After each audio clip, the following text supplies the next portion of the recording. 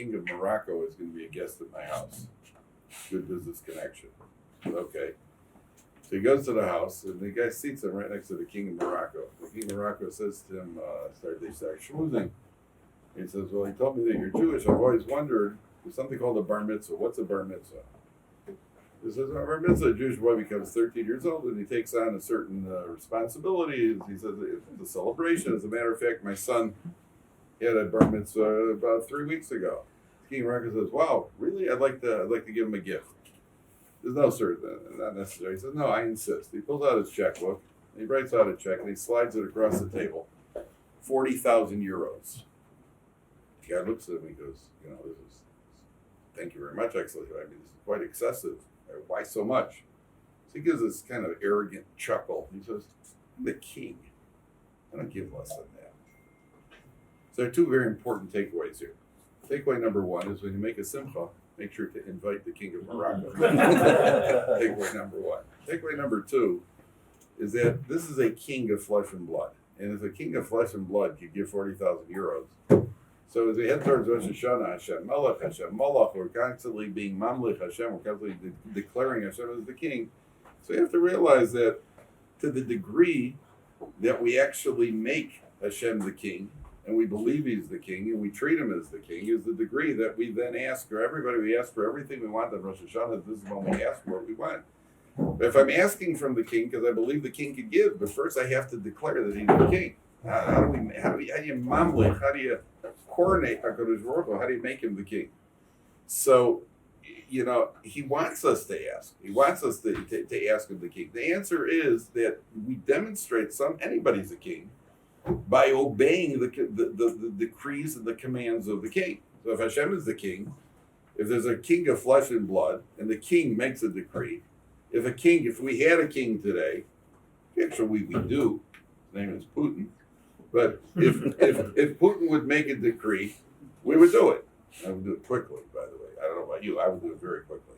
If a so-called king in the United States makes a decree, so it depends who the king is. If it's Biden, so he doesn't know what his decree was. And if it's Harris, so who knows what the decree will be. If it's Trump, I would do it. I would do it. Because if Trump gets elected, I'm telling you, if Trump gets elected, he's probably going to put on a crown. And if he was smart, he would. And every husband ought to do that too, right, in the home. That'd be great advice. Marriage, a husband should walk around with a crown. That'd be great. That's a great way to get some respect. So I don't, but I should.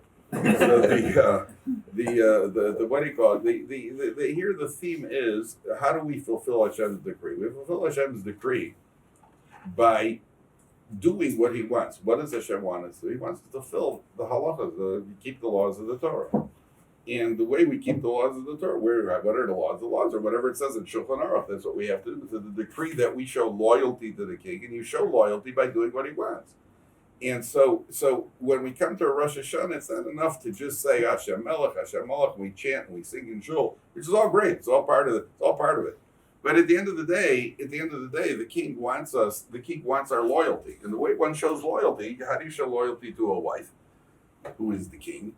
How do you show loyalty to, I actually have a book out that's called My Wife, My Queen, which is about how husbands should treat wives. And that's the pink one. And there's a blue one. There's a short little book. The blue one's called, obviously, My Husband, My King.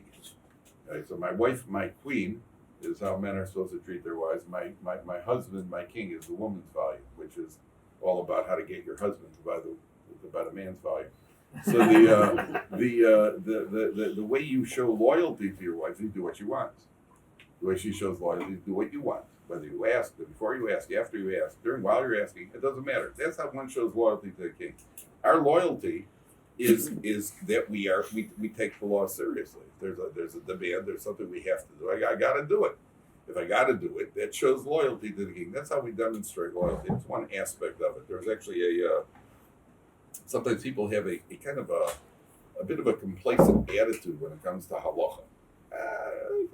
I could do it, not do it. Maybe I will, maybe I won't. I remember once seeing a guy davening mincha. He was davening mincha after shkia. You have to daven mincha before shkia. Now, the guy was davening mincha a few minutes after shkia.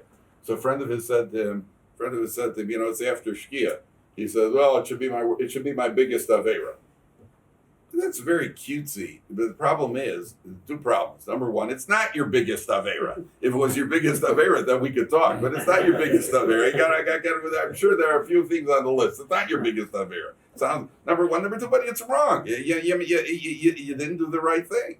If it's not on target, this couple goes to a friend's house, and this lady serves this delicious apple cinnamon cake. And the husband's gaga over the cake. So he comes home and says to his wife, "Do me a favor, Shirley, could you call and get that recipe? It was great apple cinnamon cake." She says, "Sure." Calls her up, and she makes her husband the apple cinnamon cake. He takes a bite. He's like, not quite it. Not quite it. So she calls her friend up. She says, "I made the apple cinnamon cake, but it didn't come quite like yours." She says, "Well, I told you to get those Jonathan apples. Did you get the Jonathan apples?" She says, "Well, I didn't have apples. I used pears." He goes, and did you use that special shortening?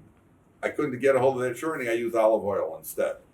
And did you use that freshly ground cinnamon that I tell you? I didn't have cinnamon, so I used oregano. But somehow it didn't taste. It didn't come out like yours. Well, of course it didn't come out. When you change the recipe, it doesn't come out. They didn't do the right thing. It's not because you call it a recipe doesn't make it a recipe. So there were these two ladies. There's a halachic question that came to one of the leading poskim here in Israel. Excuse me one second. A halachic question came to one of the leading poskim in Israel. There were these two ladies from England. Apparently, they had some sort of traumatic experience, and the doctor said one of their car accident or something. So the doctor said they have to get 10 days of complete rest and relaxation. So they left England, they went to Switzerland, they rented a chalet in Switzerland. 10 days of a woman's dream. No phone calls, once a day calling up the house. Everything okay? Yeah, bye. That was it. Complete detachment. Two women in Switzerland in a chalet. And no, mommy, where's the towel? And that sort of, why did you spend too much on the credit card? None of that. No conversation whatsoever. After 10 days, they go back to the airport to fly back to England. You get to the airport, the lady says to them, "Sorry, you can't get on the plane." Why not? Because your ticket is for Tuesday, and today is Wednesday. They got so caught up, they were so lost in their vacation, they stayed an extra day. Right? They start giggling. Wow, that was something. Okay, we'll make rearrangements. Also, one of them goes, "Oh no." Oh no. She goes, "What's wrong with her?" He says, "Oh no." Well, if today is Wednesday, that means we spent all day Shabbos cooking and cleaning for Sunday. They made the calculation back, and sure enough, they had lost track of time. And all day Shabbos, they were cooking and cleaning, Mechal Shabbos, desecrating completely hundreds and hundreds of Isuri D'Oraisa. So they contacted one of the poskim, went to Rabbi Yashiv Ohr Somayach, did tshuva for such a thing. So Yashiv said they can't fast, they're too weak, they cannot fast. They should learn the laws of Shabbos, start a Shabbos awareness group, that sort of thing. But why did it happen? Why did such a thing happen that they lost track of time? And I'm sure that you, growing up especially, there was always a kid on the block who was called accident prone. What they call accident prone, we call a Vildachaya. He was always the kid who was jumping from one desk to another in school. He was always walking around with either he had a crutches, or he had a splint, or he had something. It was always that same guy. The kid who was always in the basement is learning Baba Basra, never was never had crutches. Maybe he was sprained his arm because Baba Basra was heavy. But that was about it. There was always that kid who was accident prone. In my experience, there are people who are what you call halachically accident prone. They're halachically accident prone. Where's that come from? Constantly, it's always the guy who, I thought it was kosher. I mean, it said OR on the package. I thought that stood for Orthodox, Or the guy who accidentally ate at McDonald's. He said, "Well, I saw a big M outside. I thought it stood for Mahadran." They're always the same people who are always, it's always the same people. Where's that really coming from? That's coming from somebody who's just a little bit, a little bit of complacency. If a person would relate to it properly with a certain series, would take it as seriously as it should be taken, so these things, the accidents wouldn't happen. They had a guy, this is another halachic shayla. There's a guy, took his kids, it was the break, and he takes his kids up north during the summer, takes them for a trip up north. And after a full day, they have to get on the bus and go back to Yerushalayim. So it's a tired father with 4 tired children, 4 cranky kids, and they get on the bus. And this standing room only. There's no room. But now the father and his kids, they gotta They got to get on this bus and go all the way to Yerushalayim with this bus, a 2-hour ride. And then, so the father comes up with a brilliant idea. He pulls out his phone and he says real loud into the phone, yeah, well, the doctor said 2 of the kids got Mexican flu for sure, and 2 of them might have Mexican flu. The next stop, half the bus clears off. Oh, terrific. Now the guy's got, what do you call it? He's got, seats to lie down on, and what, it's wonderful. He gets back to Yerushalayim with him and his kids, and he goes to a posek, and he says, listen, my conscience is bothering me. I think I might have perpetrated a deception. I think it's Genevas Das. So the posek hears the story, he says, that's not Genevas Das. That's full Geneva. You forced those people off the bus, half the bus cleared out, which was exactly what you wanted to do. They all had to buy another ticket now to get on the next bus, which cost them money. You've stolen from the public. And the only way you can rectify an Avera by stealing from the public is by doing, and it's not a perfect tshuva, because you're supposed to, the halacha says, if you've stolen from the public, so you do something for the public good. You build a shul, you build a mikveh, you buy a bus for the community, whatever you do for the community. That's not a perfect tshuva because you don't know the people that you stole from. Where did that come from? One temporary lapse of judgment is the severity of halacha. Now the guy's got to do tshuva for the rest of his life. So a person who takes the opposite is a guy who that is one of those only in Israel stories. If you've been living in Israel long enough, I'm sure you've had your only in Israel story. Like the train. The train stops right here about 50 or 100 yards from Ohr Somayach. So the train once stopped. There's some guys from Ohr Somayach were outside burning their chametz on Erev Pesach. The train stopped. The conductor got off and he ran over and he said, I'm looking for a fire. I got to burn my chametz. And, that only happens in Israel. And the joke is that no one on the train said boo. And if anybody says, it's your fault. It's like the minister of agriculture. I don't know if you remember how long you people have been here, but the minister of agriculture. Remember we had several years of drought, and the red line of the Kinneret was dropping. It was precipitously close to the red. The Kinneret was dropping. It was about 10 centimeters over the red line. And they had the minister of agriculture in what's considered a first world country on a national broadcast. And they said to him, sir, whatever you're going to do if the water drops down to the red line? He said, it's not a problem. We'll erase the red line and draw it lower. And if you've been living here long enough, then you just hear that and you go, oh, okay.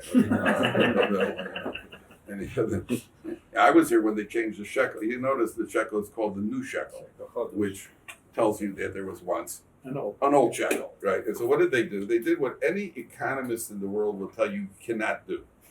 They simply knocked off 3 zeros and reprinted it into the new shekel. And it doesn't work. Hey, here we are. Here we are. It's still working. I went to the cab, and the cab driver said, there are all sorts of problems in the country, security, politics, money, the usual. And the cab driver looks at me and goes, Tagidli, ma yeh bod 20 shana. What's going to be in another 20 years? So I started laughing. What are you laughing? I said, because 20 years ago they were asking the same question, and here we are. We're the answer to that question. 20 years will be fine. Don't worry, one way to it. Because in Israel, things work differently. Okay. So this guy's got to get on a bus. And he's got a suitcase. And he asks the bus driver to open up the baggage hole. So he pushes the button. The guy wants to put the suitcase in, but there's no room. A lot of suitcases there. So to get leverage, he climbs into the baggage hold and starts moving things around. For Shteitzach, what happens? The bus driver pushes the button and he closes him in, and he drives from Bnei Brak to Yerushalayim with this guy in the baggage hold. He got banged around a little bit. He comes in. First thing he did when he got out of first he made a phone call. I know I would have called. I would have called a lawyer. Who did he call? He called a Rav. What was the shaila? Does he have to pay for the ride in the baggage hold? That was the shaila. Why is he asking a shaila like that? Why is he asking that? Because he cares. It means something. It's not just, they owe me. I don't go past you. Maybe he owes, Yeah, used to be in Israel. You got a seat, you paid full fare. If you're standing up, you got half fare. Maybe lying down, you pay 3/4. I don't know what the halacha is. You don't know, so ask. You don't know, so ask. Why are you passing? By the way, the answer was, what do you think the answer was? No, he doesn't have to pay. Why not? Because most normal people, which means anybody above the age of 18, 19, anybody out of the teen years, normal people would pay not to be put in the baggage hold. Right? A teenager would probably be put in the baggage hold. They'd pay double. But most people would pay not to be put in the baggage hold. Where does that come from? It comes from the concern for what the king wants. What does the king want? That's the first point here. Going into Rosh Hashanah, how are we mamlich HaKadosh Baruch Hu? How do we declare HaKadosh Baruch Hu king? We declare him king by doing what he wants us to do, number one. There's a flip side here. Many people see Yiddishkeit as vertical. Judaism is vertical, being God. And the truth of the matter is that Judaism is also horizontal. They've done a study. They did a study once with a bunch of college kids, completely secular college kids. And they asked them to take them a blank piece of paper. And they said, draw 10 pictures of Jewish religious symbols. So what did they draw? They drew a Sefer Torah, and a mezuzah, and a menorah, and that sort of thing. Not one of them drew a picture of a guy falling down on the street and somebody picking him up. Not one of them drew a picture of somebody giving tzedakah. Not one of them drew a picture of somebody bringing a guest into the home. When people think of Judaism, some people think in terms of, ben adam lamako. And, I have to, so on the one hand, we have to be very meticulously careful in our, the details, even the details of the halacha. On the other hand, we have to understand that the concept of ben adam lachavero, that's also a part of serving the king. Not just because, you got to be a nice person, because that's what the king wants. So they had, those of you who remember, finally a group that remembers, at least some of you. In 1970, the hijackings. Remember, Hutner was hijacked on the planes that were hijacked to the Jordanian desert. Anybody remember that? Bacha, it's your age. What's that? It's Sean Bacha's age group. Oh, he'll tell you all about it. He'll tell you. He doesn't remember anymore. I don't know.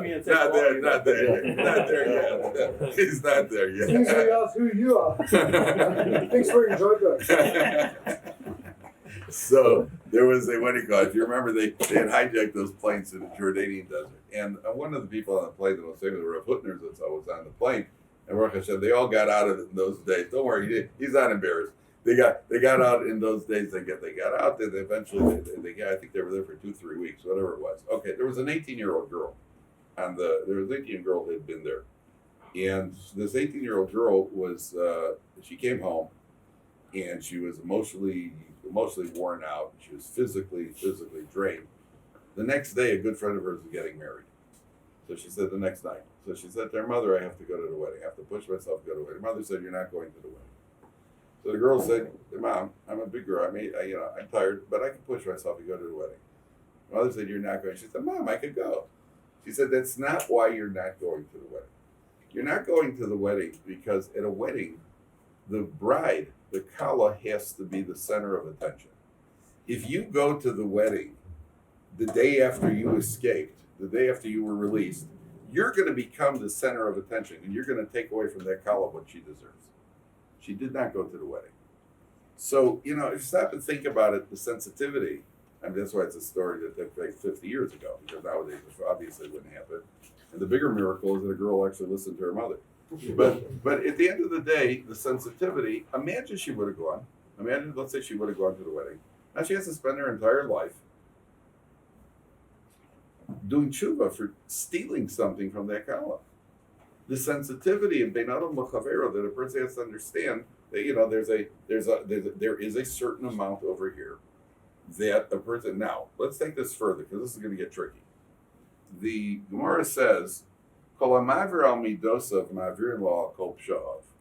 One who is willing to overlook the wrongs done to him, HaKadosh Baruch Hu wipes the slate clean. I think the most incredible statement that I've seen in the Gemara, the most far-reaching statement, and the one that's farthest certainly from my reach. They asked one of the Amoraim, he lived long. They asked him, to what do you ascribe your long life? And he said, Miyamai lo hikpadeti besoch beisi. I never got upset in my house. Did you imagine that?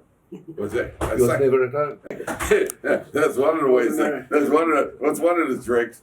Me, on my like, never did I get upset. Never did I lose it in my house. Can you imagine? I mean, it's beyond comprehension. The answer is that there's a concept of me. I don't know what were you expecting at home. You were expecting your kid. I mean, your 9-year-old comes, Daddy, I broke my glasses. How did you break them? Well, I wanted to see how far they could bend. It wasn't as far as I thought. And then you don't get upset, or somebody left the shampoo uncapped, so that by the next morning there's a half a bottle of shampoo because somebody knocked it over in the shower room, or somebody spent a little bit too much on the credit card. Somebody meaning your wife.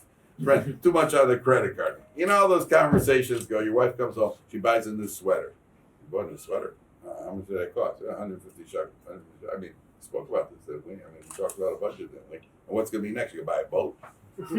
Men go from sweater to boat very quickly. That's always now, I've been living in Israel for a while. I've been living in the Yaakov. I haven't seen that boat yet. The Yaakov. My wife has also gone over to credit card, and I've used the boat exam. She still hasn't bought the boat. So I know she hasn't bought the boat. It's easy to get, like, especially when I'm insulted. A person is willing to overlook. HaKadosh Baruch Hu overlooks all of his averos. And what that means is, obviously we're going in. It's a season when we're, the season for tshuva, and we're nervous, and there's a lot on the line over here, and we're looking for something that we can grasp onto, that is going to be the super merit. Listen. I have my halachic issues. Sometimes I'm not so meticulous about the halacha, and sometimes I talk lashon hara, and sometimes I know what I got. I have a whole slate over here. Where is there something that I can hold on to, something that is a super merit going into this? And this is what's recommended. It's called Mavra Midosav, Mavrin Law called Shav. The Altar of Leibadik, the original Rav Nosson Tzvi Finkel, the Altar of Leibadik. So there was a bacher in the yeshiva, in the outer Ruvain. There was a bacher in the yeshiva, and they closed the shidduch for Ruvain. He was engaged to the daughter of a very wealthy Rav. So he had support guaranteed so that he could learn. And then his future father was a Rav. After his father would pass away, then he had a position waiting for him. So it was considered a very good shidduch. Girl was a nice girl too. It was considered a very good shidduch. And Shimon was a boy in the yeshiva who was this is documented, by the way. Shimon was a bacher in the yeshiva, and he was very jealous of Reuven because Reuven has this wonderful shidduch. So Shimon went to the future father-in-law, and he made up some dreadful story about Reuven's behavior. And when the father-in-law heard about it, he dissolved the shidduch. Shortly after that, World War I broke out, and the Leibadik yeshiva disbanded. They were all over Europe. 5 years later, the war ended. The yeshiva started to regroup. So this boy came into Rav Nosson Tzvi Finkel, the elder Leibadik. Reuven came back to the yeshiva. Came back, said Shalom Aleichem. And at a certain point, Rav Nosson Tzvi Finkel, the elder Leibadik, he pulled out a letter from his drawer. He said, Reuven, I have a letter over here that was written to me by Shimon. Shimon, who broke up your shidduch. He did a dastardly thing. He broke up your shidduch. But he asked me to intervene for him and ask you for forgiveness. So Reuven said, Rabbi, it's fine. It's a long time ago. Forget, a lot's happened since. He said, no. Reuven, I know that it hurt then, and I know that it still hurts now. And I'm asking you if you're able to find in your heart the ability to forgive him. So Reuven closed his eyes for 10 minutes. And after 10 minutes, he opened his eyes and said, Rabbi, I've checked every chamber of my heart, and I can tell you that I forgive him with a full heart. The author of Leibadik said, I see on your face that you're sincere, and I see that you mean it, and that it's genuine. And the Gemara says that right now, you're being mavir on your midos. You're being willing to overlook. Kol mavir al midosav, mavir in law called shav. Somebody overlooks, all of his averas are overlooked. That means that right now, you are so your averas have been wiped clean. That means you're a tzaddik gomer, you're a righteous, you're a total tzaddik. I want you to give me a bracha. Bacher's a little shocked. The altar Leibadik is asking a 25-year-old bacher for a bracha. It'd be roughly the equivalent of going into Reb Chaim Kanievsky's, that's all, and having him ask you for a bracha. So the bracha says to him, Rebbe, it's not for me. He says, I want you to give me a bracha. The altar Leibadik was not a humorous person, by the way. He was a very serious person. So I want you to give me a bracha. okay, Rabbi wants. He says, okay, Hashem Yimale called me Shalos. He goes, no. Take both your hands, put them on my head, and give me a bracha. And the Bacher had no choice. The Bacher gave the altar of Leibadik a bracha. Why? Because he was being maver on his midos. That's what, if somebody's wondering, what should I work on? What should I work on before Rosh Hashanah? What's a good thing to work on? Would possibly, besides halacha, the man to God, in man to man, it's not doing chesed. I'm sure you do a lot of chesed. I'm sure you give a lot of tzedakah. Those are all great. The real hard thing is to be willing to forgive and to overlook. In Israel, they have an expression, ani soleach aval ani lo shocheach. That means you're not forgiving. That means you're not really forgiving. Ma'aver al midosa means it's and where does this come up the most? Let's face it, by our nearest and dearest. I heard about a guy's wife is supposed to leave the key in the mailbox. The mailbox. Nobody would think that. Where do I go? Leave it in the mailbox, or under the mat. Nobody would think to live there. So she was supposed to leave the key in the mailbox. So the guy gets home, and of course she forgot. No key. The guy's and he's absolutely livid. And just then his friend is passing by. He says, "Hey Moish, what's wrong?" He says, "My wife is supposed to leave the key in the mailbox. I'm locked out." He says, "Well, come to my house. I'll give you a cup of coffee and I can sit down and you relax till she comes home." No. He says, "Come on over. You come on." No. He says, "Why not?" He says, "Because by the time she comes home, I'll be relaxed." What good is it if she doesn't see what she's done wrong? That's a classic example. We messed up. Okay, we messed up too sometimes. We messed up too. Something, your wife, what do you call it? You expect you to buy the right things for Shabbos. And you bought the wrong thing for Shabbos, like every week. Yeah. That person has got to learn to. So the Rebellia Lapians, that's all he had documented. There were two sisters. The two sisters had a falling out. They didn't talk to each other for 40 years. By the way, I don't know, somebody remember Dear Abby, the column? And there was Dear Abby and there was Ann Landers. They were sisters. They were advice columnists. And they didn't talk to each other. Dear Abby and Ann Landers, who were always advising everybody else how to get along. And they themselves were sisters. They didn't get along with each other. So these two sisters didn't talk to each other for 40 years. And finally, they came over to one of them and said, Rachel, Leah's very sick. She's on her deathbed. And she's asking to see you. Now, 40 years, Rachel, Leah's sick. And to bury the hatchet. No pun intended. And so she comes over, Leah's on her deathbed. So Rachel comes to the house. Haven't seen each other in 40 years. And Leah's in bed tubes and equipment and everything else. And she's lying there and she looks up, she says, Rachel, Leah, Rachel, Leah, Rachel, Leah. She gets real close. And she Rachel bends down.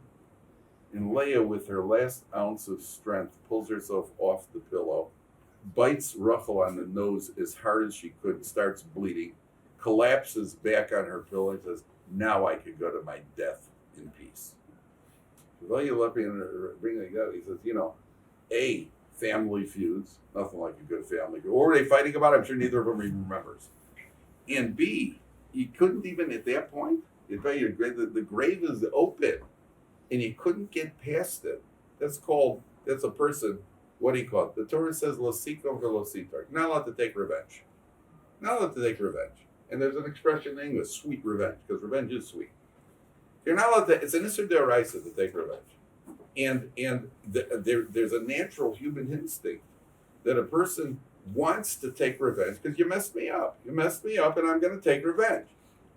I once, when I was a kid, my younger brother was once sitting at the table. I think he was eating an orange or something. So I walked behind him, and I flicked his ear real hard. His ear needed flicking. So I flicked his ear real hard. So he got up, and he started chasing me around the house, and he had me cornered. And his fist goes up, and I was a chicken.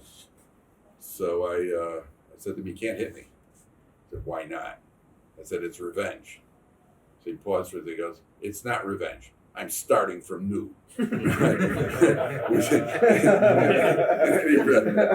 at the end of the day, and I got the bruises to show for it. At the end of the day, it's revenge by any other name. It is revenge. It is revenge.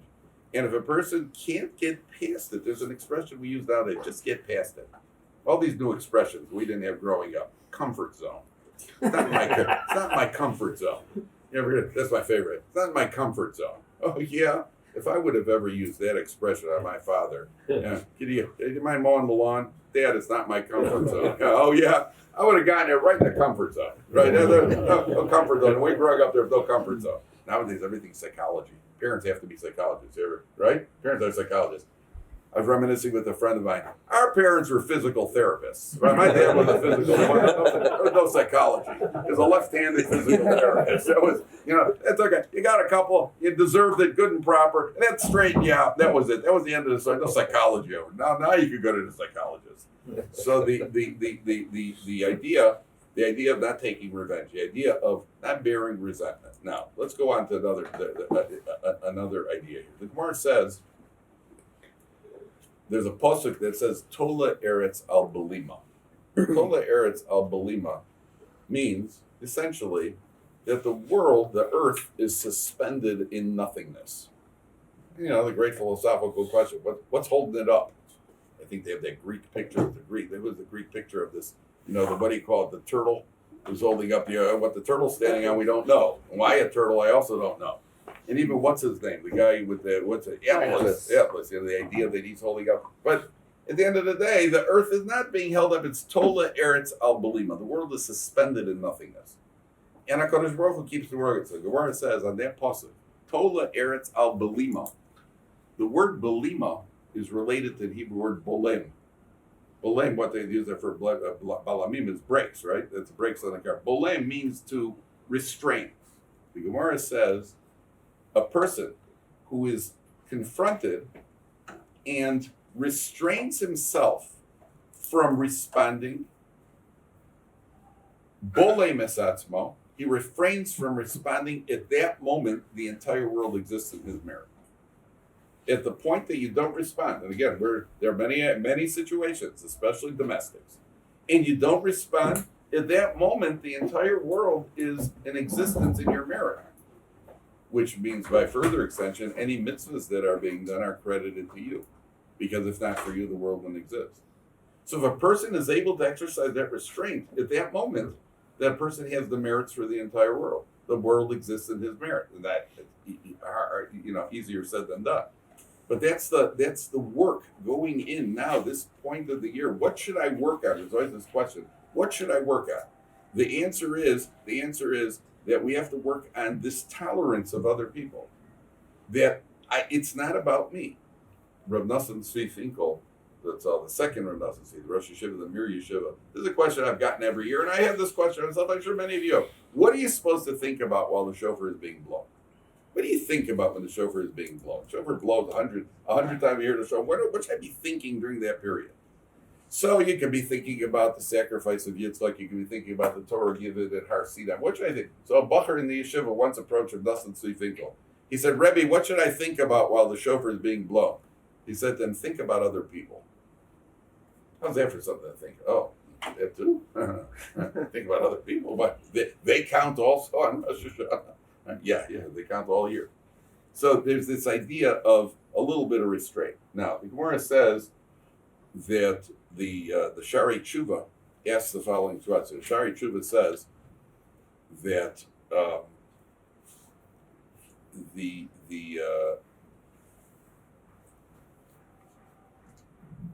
there's something called what he calls a Pesach Tikva. And again, the Shari Tshuva by Rabbeinu Yonah, he's addressing us. And he's addressing us with all of our flaws and all of our misdeeds and everything. We got a lot of mitzvahs, so we've done a lot of mitzvahs in the course of the year.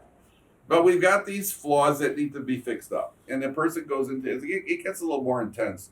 And you know exactly what I'm talking about. As you get to Yom Kippur, and it's like, boy, what chance have I got? And the Shari Tshuva says, Rabbeinu Yonah says, he gives a piece of advice which he refers to as Pesach Tikva Nechbad Me'od, a glorious ray of hope for a person going into Yom Adin. What's the glorious ray of hope? So he quotes the Gemara that says, Kol hamerachem al habrios, one who is merciful to other people, mirachem min olav min hashamayim. One who's merciful to others, HaKadosh Baruch Hu is merciful to him. And he quotes the Gemara that says, there was a calf. And this calf was being taken to be shechted. It was on the way to being slaughtered.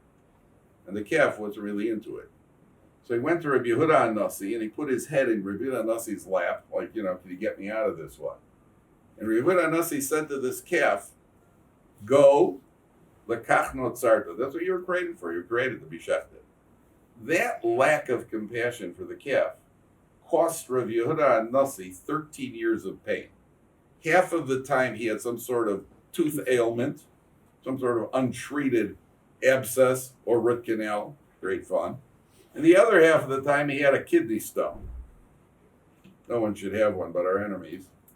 And I was once I don't know if anybody, apparently, Baruch Hashem, I've never had one, but I was once in a car, I heard an interview with a colonel from the United States Marines. He said the only time in his life he ever cried was when he had a kidney stone. So he had, for 13 years, he was suffering, and it only ended when some sort of rodent got into his house, and the maid was going to go kill this rodent. And Rabbi Yehuda Nasi said, leave the rodent alone. Hashem has mercy on all his creatures. At that point, the pain went away. Why? Now, if you stop and think about it, Rabbi Yehuda Nasi had 13 Rosh Hashanahs and 13 Yom Kippurs that he passed, and I guarantee you, he did tshuva, and he davened well, and everything else. Rabbi Yehuda Nasi. Yet, the 13 years of Rosh Hashanah and Yom Kippur wasn't enough because of the lack of compassion for a living creature. So if a person understands that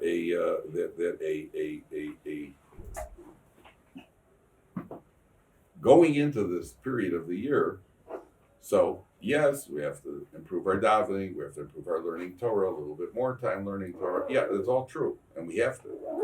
On the other hand, there's this area of that can tilt the scales, which is called a merachem ala brios, merachem ala. If we're compassionate to others, HaKadosh Baruch Hu works mina k'neged mina. And if HaKadosh Baruch Hu, we're compassionate to others, HaKadosh Baruch Hu has compassion on us. And then a person, as Rabbeinu Yonah says, that it's a Pesach tikva nechbad mode. It's a glorious ray of hope. Everybody should have an uplifting, a fulfilling Elul in Rosh Hashanah and Yom Kippur. We all should have a ksivah. It's good. Yeah.